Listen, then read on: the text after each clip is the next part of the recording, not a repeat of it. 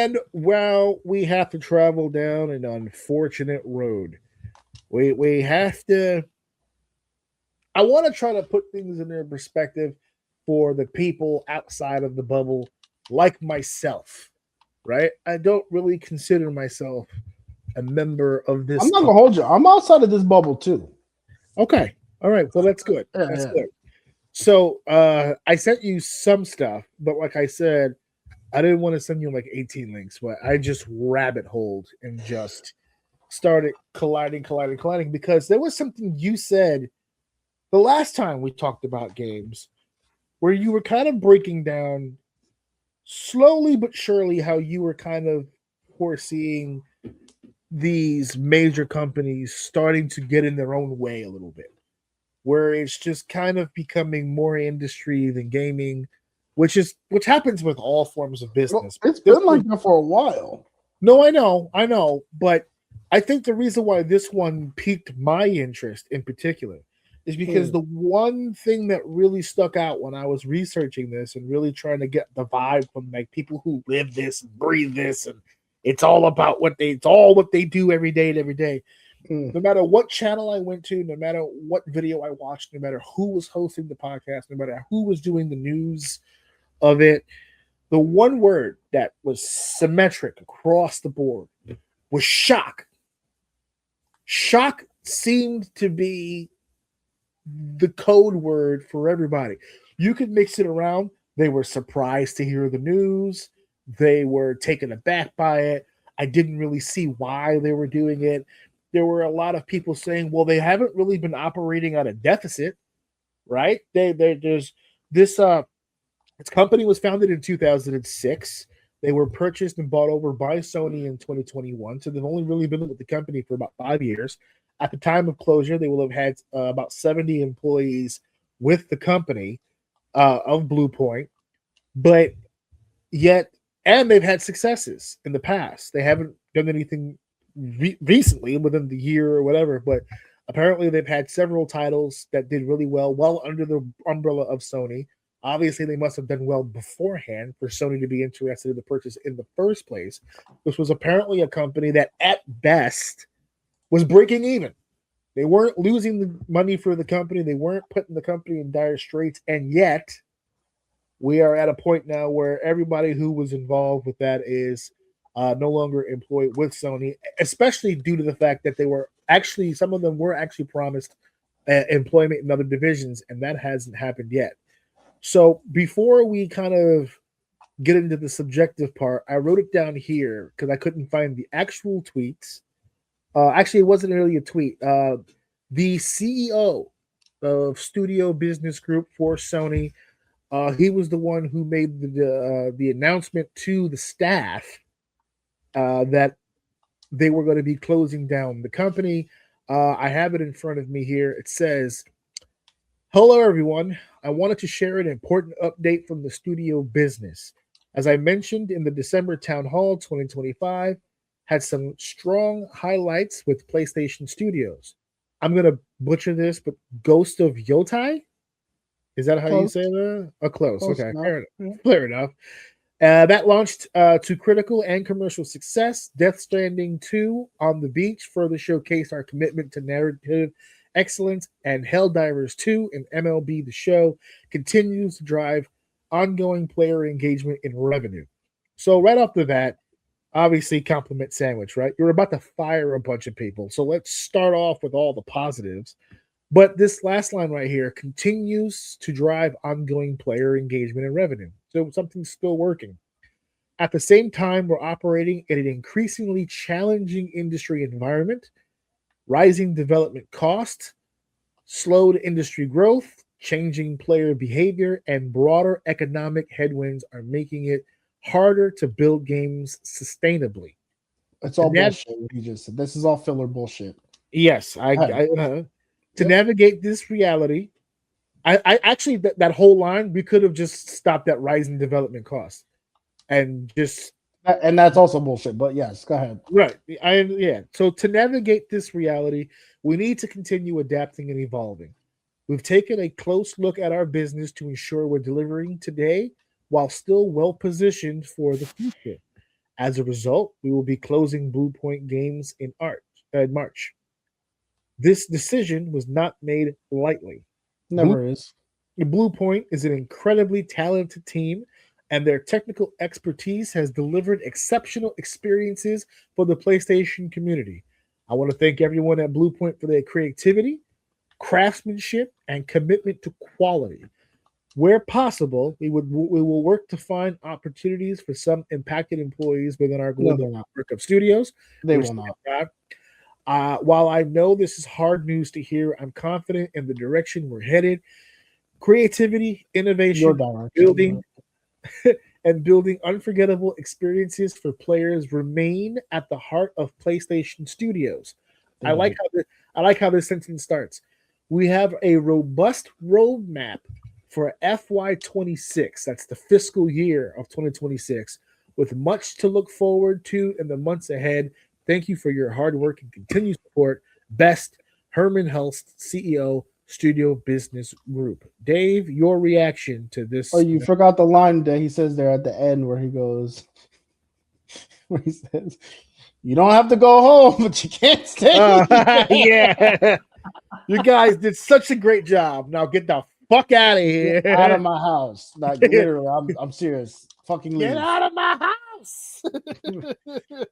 But seriously, what is when you, as someone who has divulged, and you may not have specifically been attached to this specific studio per se, but as someone who has seen during the course of your lifetime, studios come, studios go.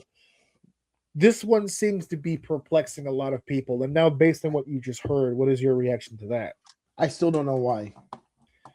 It doesn't really state. As a matter of fact, it sounds like he makes a great argument to keep it. No. I'm not talking about what he said. I'm confused why this is a story. So is there more to it? Why this is so tantalizing? Because honestly, I'm looking at some of the games that I don't want to say this is all of them, but the majority of the stuff that they did were remasters, and they've all been, from what I've been listening, because I don't play any of these games. They've all been really good, which is fine. So I think the uproar, if I can stop being dramatic for a little bit, the uproar is that they have been doing well. Why are you cutting them? So it doesn't make sense to cut someone who's delivering good content. And apparently they've been released, based on what I heard, people who play these games, they've delivered almost nothing but bangers the whole time they've been in development. So why are we getting rid of them when they're giving people what they want? Like, that's the whole thing behind it that I keep hearing. But to be honest with you, to me it's like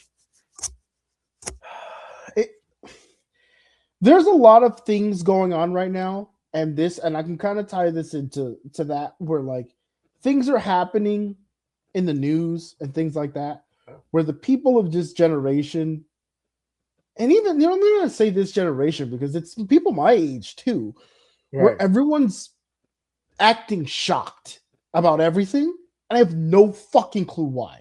Almost to the point where I think a part of the fun is being shocked, so that we can talk about, I don't understand why anyone's shocked about a lot of this stuff. Don't get me wrong. There's some pretty intense stuff coming out about some of the other things, but just in a nutshell, when people come up to me, they're like, "Hey, can you believe this happened?" Yes. 100. You didn't know? I couldn't tell you the details. I don't know the names, but if you think for 1 second that I did not think that type of stuff was happening all around you, I don't know. Maybe I'm just jaded. But to bring it back to this studio, none of these are all one-player game. You buy it, you play it, you're done type of shit. That's not what these companies are on. They're not on that type of time right now. They want live action, or not live action, excuse me. They want live service, and they want to drain you for every penny you don't have. And that's what they're trying to do. Which is a common thread that I saw in some of the videos that I saw, that the live service you just mentioned was the one thing this company couldn't do successfully. They had a hard time with the live service aspect, and a lot of the complaints from the employees is well, that's not what we do. So when I heard that, I went, this is starting to make more sense as to why they're cutting it then. Because it's like, well, you do great at what you do, and that's fine. But I kind of want to do this, and you can't do this very well. So I really don't need you then. Because I'm pretty sure this isn't the only company, which is another question that I have. There was mention that some of the games that Blue Point has worked on, they worked in conjunction with other studios on those specific games.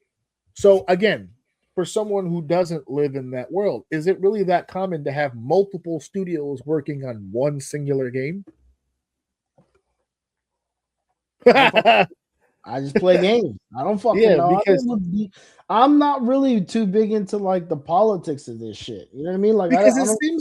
it seems like a jump when we did the game changers, right? And we did, like, for instance, we did the Activision episode where they were talking about the developers from Activision, the Core 4 or whatever that was, and then like they sat down as a team and as a unit, and they did the programming, they did the hardware, they made the fucking game. The only thing that they didn't do was the mass production, but they made the game. Correct. But that was one company.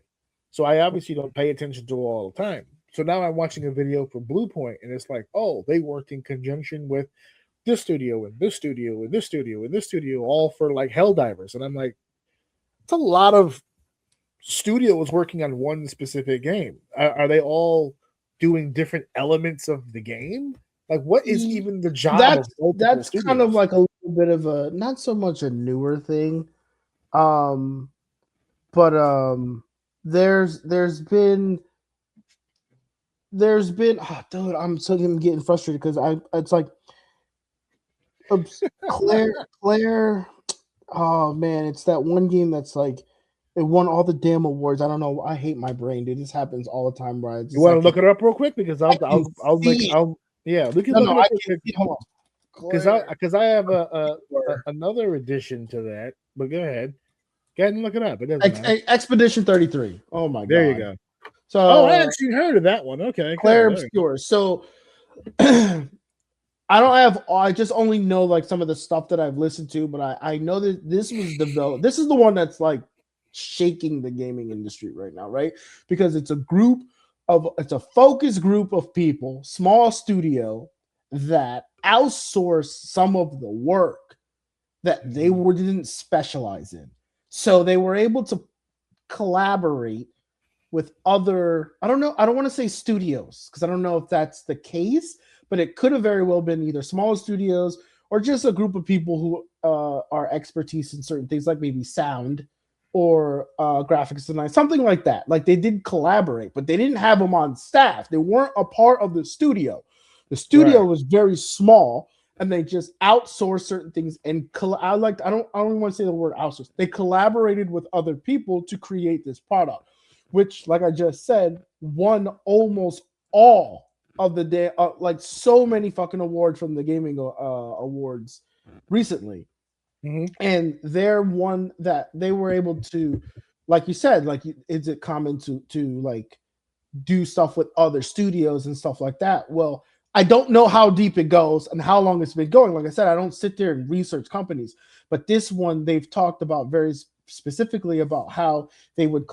It's a small studio and they collaborate with other people to get the job done, and they were able to keep the cost of it as to a minimum as possible while still being able to maintain and control the direction of the game without. When you have these bigger companies, you can't fucking make changes until it reaches the top, sits on their desk for a second, and then fucking comes back down completely different from the way you fucking sent it up. So with this group, they had a vision, they had a focus, and they were able to basically hire people to perform what they want, rather it becoming this huge juggernaut where like different people need to okay shit. So I think they're starting to popularize that a little bit more. To answer your question, if like collaborating with other people, I don't know how popular it was before, but I just know that it's something that really stands out recently where people are starting to branch out instead of having so many people on the payroll, you just have a budget for each thing and kind of like get the best people that can fit that budget and put together a game. That's how they did it, from my understanding, anyway. Kill me in the comments if I'm dead wrong, but I'm pretty sure that's a roundabout how it works. Well, that you had made mention earlier about how, like, for instance, the reaction to Blue Point, that everyone seems to be making something more out of something that is more the usual or more mundane as opposed to what the usual news is when it comes to studios. But now I have to ask the question. I don't know technically if you have the answer for this, but I guess it's up for debate. Again, if anybody wants to chime in on the conversation, they more than can. But do you feel that attitude, the whole making a mountain out of a molehill kind of mentality, is that more the younger generation?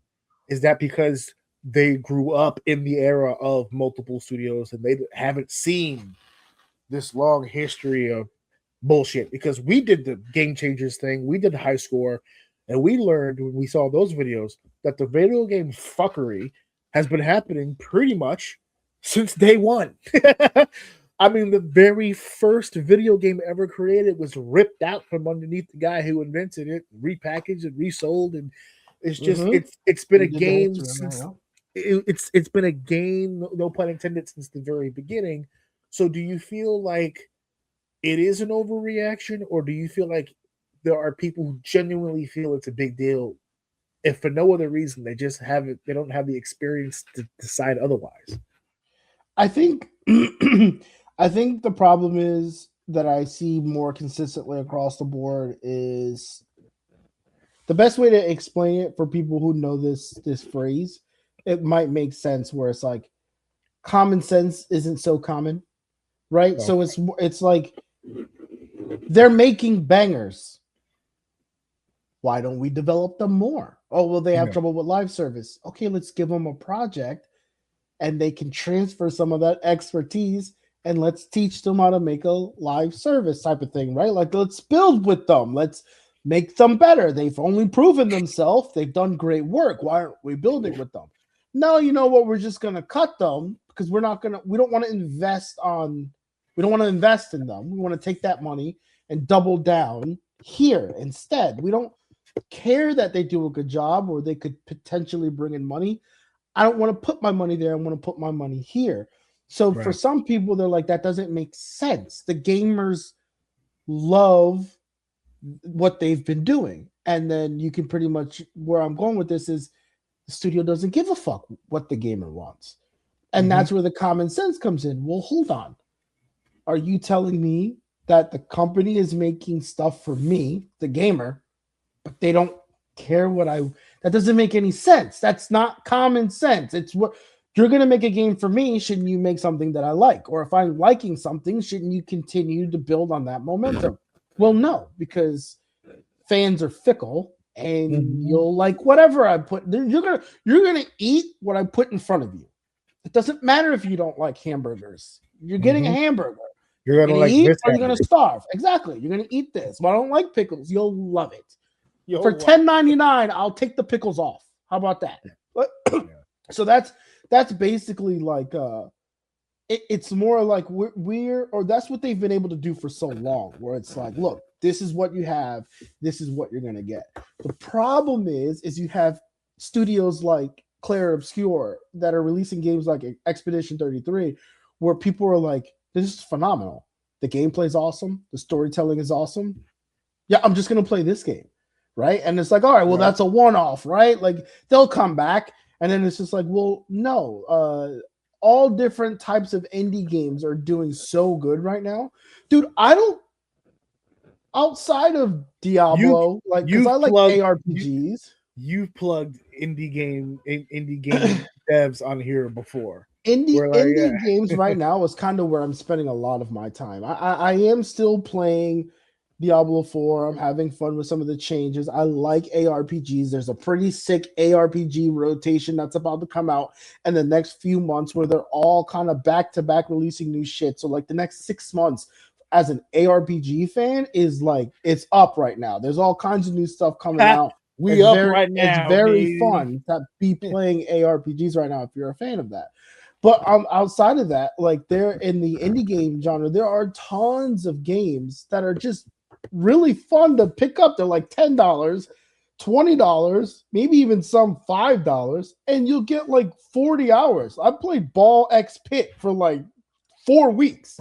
Ball X Pit. And it is phenomenal. Like that cost me almost nothing, and I got and on top of that, those people my age that have been gaming, they don't have a lot of time, so those indie games are even better because you get that dopamine hit real quick right before you go to sleep. Like you're laying in bed with your Steam Deck and you just play a level or two, and you're like, all right, that's good, right? Like I don't have to be on a live service feeling like I'm falling behind all the time. So we're in a weird stage where yes, shit like this is happening, where studios are, you know what? I hope those guys who got let go are smart enough to come together, build a budget for their own, and create something for their own. Just like Claire The Obscure Activision guy, yeah. just like The Claire Acti- Obscure did. Like yeah. they can do this. It's been proven. People want good, fun games, and Yeah.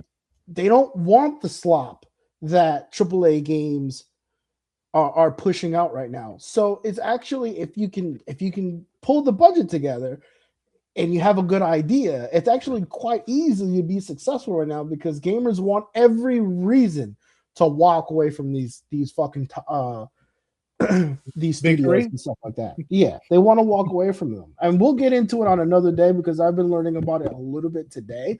But I do want to talk about that CEO change from Microsoft. That's another one. They just hired There you go. a woman who her background is in basically AI. And they're pretty much telling you like these big studios are trying to push towards AI. And they're like, dude, we don't Everyone is, yeah.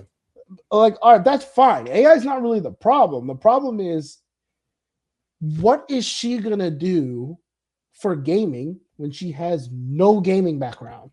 And then apparently, and I don't want to be regurgitating bullshit, so I'll look into it a little bit more. So for right now, take it as a grain of salt. But there was a snapshot of her like showing her like Xbox game tag or something with like achievements that are like really hard to get with like only a couple of hours of like active time.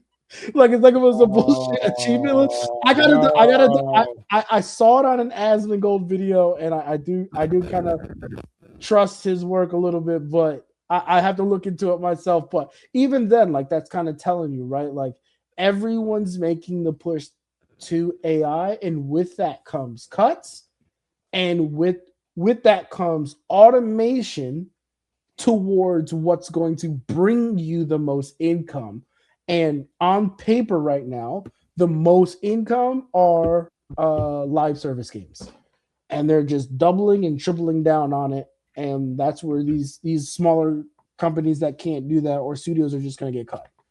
And it just is what it is. And I hope they come together on their own and put something together because it's been proven, it's being proven, and that's the direction that gamers actually want to. We need the road to walk down. We need more people to make more games that people love. That's it. Well, isn't this a simple, like you just said a second ago, if they're devs, at the end of the day, they're devs, and they have a track record of some measure of success.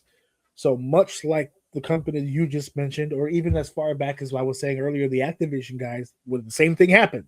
They got jerked around, they left, they did their own thing, became a success. There's a precedent being set that if you're talented enough and you with a track record, you can do it on your own. That's there. Mm-hmm. But as far as the companies are concerned, like we mentioned, like Big Three, like a second ago, is it a positive sign or a negative sign, you think, for any possible future developers that might be considering this as a field to look at what Sony just did? Because Sony took a core group of people that had success. They did not run at a loss. They just weren't good at the one fucking thing that they're really into right now. They could have very easily had just had this running on its own. Sure, you have to subsidize it, but again, you're not running at a loss. It's not killing your budget to have it open, and they're having some successes. They were willing to take that success and what they produced and said, it's great and it's making us money and the fans seem to like it. But again, they don't do what I want to do, so they're gone. So do you think that that's a detriment to them in the sense that any future developer is going to go, fuck? So even if I'm a hit, I could still wind up on my ass in this industry because if I don't do the one thing that they want to do, despite what my skill set is, I could still fucking lose out on this. So Well, it's funny because listening to you ask the question, it really just draws a parallel between gaming and wrestling. I feel like it's very similar into that, right? Like you're asking me that question, but if I said the same question to you about wrestling, that same advice that you would give would still apply. Do it only because you love it. Don't do it because you think you're going to become a millionaire. First and foremost. That's the wrong reason to get into this game, both wrestling and gaming development at the same time. Because there's a huge learning curve. There's a lot of learning. There's a lot of communication. There's a lot of networking. There's a lot of from the ground that you're going to have to build up and learn and understand before you can make it to whatever level you're trying to make it at. It's going to be a grind. There's going to be no payout for almost the entire time you do it. There's going to be nothing. You may do this for the rest of your life and get nothing from it. Maybe a game or two that your friends will be able to enjoy, and that needs to be enough. If you really want to make this a career, just like I'm sure you would give this same advice to wrestlers, you need to network. You need to get in there. You need to be around wrestlers. You need to be around devs. You need to be around people. You need to be in communities talking about it. You need to go to game jams I think I've heard about not too long ago where a bunch of developers communicate. There's websites where gamers will create small games and then post them as like their first games. And think of like I think if I'm not mistaken, it's very similar to remember like Shockwave games on the internet. Very similar to that, where you can go on there and test it and give people feedback. Like the fact that it's like so competitive, there's not a lot of room. And the word that people love to use is like saturated. It's actually to your advantage. There's so many people across so many levels who are trying to learn. And if you really, unfortunately, like I'm beating around the bush here, but like you need to do it as a hobby. Yeah. It has to be your hobby. And if you get really good at it and you go all the way in and you study, maybe you'll land something. Maybe you'll land at a Claire Obscure, maybe a AAA. But you also need to go into it. If you're there, now you're here, right? You're a dev. You're a game dev. Yeah. You have to treat it like you just entered the WWE. Yeah. You're not here forever. You're not. Your time, you're on the moment the moment you sign that contract, you're on the clock. Mm-hmm. And you might not even be on the clock for the duration of that contract. You're on the clock. I don't give a fuck what clock it is. You can have a wall of 5 clocks all ticking different time zones. It doesn't matter. You're on the fucking clock. So you got to get in there. You got to make impact. You got to enjoy your time. You got to do it because you love it. You got to be a part of the team. You got to do everything you can to stay healthy. You got to stay visible. You got to stay creative. You got to do everything you can do. Because if you're lucky, you'll have a long career and you'll end up at the top of the food chain as a game dev, leading people, whichever way you end up doing that. Or you'll be a game dev every 3 years, changing companies or having trouble finding work. So you need to be smart with your money. You need to stay committed, or even maybe start investing in yourself and coming up with a smaller budget game that you can sell for a few dollars here, a few dollars there, and start building your own reputation. At the end of the day, it's going to be hard. It needs to be a hobby. And if you don't love this, like now I sound like fucking you. If you don't love this shit, don't do it.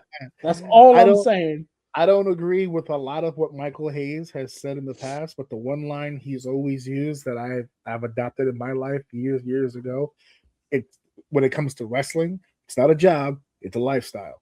It's a lifestyle. This is all that you do. And if it's not all that you do, you will not succeed at a high level at it. That's it. Nope. You just won't. You'll have a measure of success. Talent can get you pretty far, but it won't get you to where you want to be. So you gotta love this shit. It's one of those. I gotta laugh because if I don't laugh, I'll cry. It's just, you just gotta get through it. It's the truth, and it's very similar to that.